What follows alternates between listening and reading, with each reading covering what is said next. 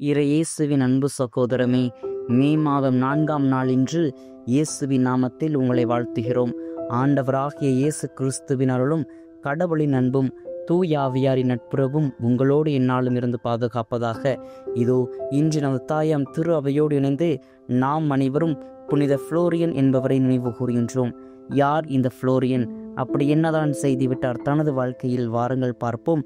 புனித புளோரியன் கிபி 250ஆம் ஆண்டு ஆஸ்திரியாவில் உள்ள செட்டியு என்னும் இடத்தில் பிறந்தார்.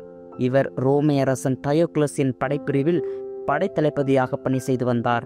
அக்காலத்தில் கிறிஸ்தவர்கள் ரோமை கடவுள்களை அவமதிக்கிறார்கள் என்றும் நிக்கோமெதியாவில் இருந்த அரண்மனையின் அழிவுக்கு அவர்களே காரணம் என்ற தவறான செய்தி பரவி வந்தது.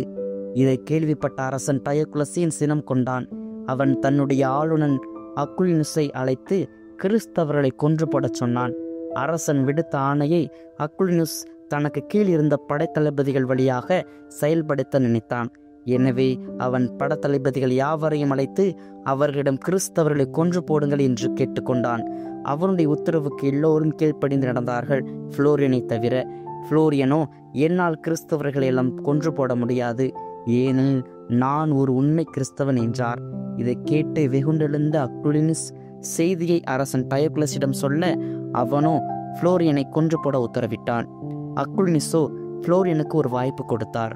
புளோரியனே, நீ கிறிஸ்துவை மறுதளித்து விடு, ரோமை கடவுளை வணங்கு. அப்படி செய்தால் நான் உன்னை உயிரோடு விட்டுவிடுகிறேன், இல்லை என்றால் நான் உன்னை உயிரோடு எடுத்து விடுவேன் என்றான். அக்குலினுஸ் சொன்ன வார்த்தையிலெல்லாம் புளோரியன் மயங்கி விடாமல், நீங்கள் என்னை தீயில் போட்டு எரித்தாலும் என்னுடைய ஆன்மா தீயின் வடிவில் விண்ணகத்திற்கு செல்லும் என்றார். இதை கேட்டு இன்னும் சினம் கொண்ட அக்குலினுஸ் புளோரியனின் தோலை உரித்து கட்டி வைத்து அடித்தான். அப்போதும் அவர் தன்னுடைய விசுவாசத்திலிருந்து சிறிதளவு கூட மாறவில்லை. எனவே அவன் புளோரியனின் உடலை ஒரு கயிற்றில் வைத்து நன்றாக கட்டி எய்ன்ஸ் கடலில் போட்டு அழுத்தினான். இது நடந்து 4 ஆண்டுகளுக்கு பிறகு புளோரியனின் இறந்த உடல் கரையொதுங்கியது. அவருடைய உடலை வளரினா என்ற பெண்மணி எடுத்து நல்லடக்கம் செய்தார்.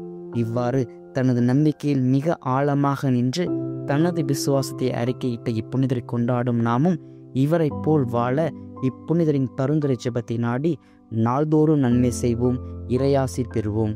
மேலும் மீண்டும் நாளை ஒரு புனிதரின் வரலாற்று பாதையில் சந்திப்போம். கடவுள் என்றும் நம்மோடு.